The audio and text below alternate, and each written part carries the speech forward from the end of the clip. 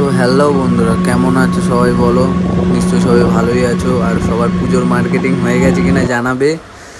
আর আমরা কালকে মার্কেটিংয়ে গেছিলাম। তো মার্কেটিংয়ে গেছিলাম হচ্ছে বাজার কলকাতায়। তো আমাদের এখানে নতুন বাজার কলকাতা খুলেছে মালঞ্চতে। তো ওখানেই গেছিলাম আর কি। তো এই জামাটা বাবার জন্য দেখা হচ্ছিলো, কিন্তু এটা পছন্দ হচ্ছে না, মানে বাবাকে মানাচ্ছে না আর কি।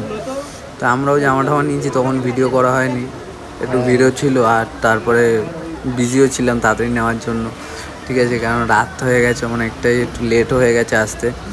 তো দেখো বিলিং কাউন্টারে চলে এসেছি, বিল হচ্ছে। তো ওই জামাটা নেওয়া হয়েছে, মানে যেটা রাখা আছে ব্যাগে, ওটা মামার জন্য নেওয়া হয়েছে।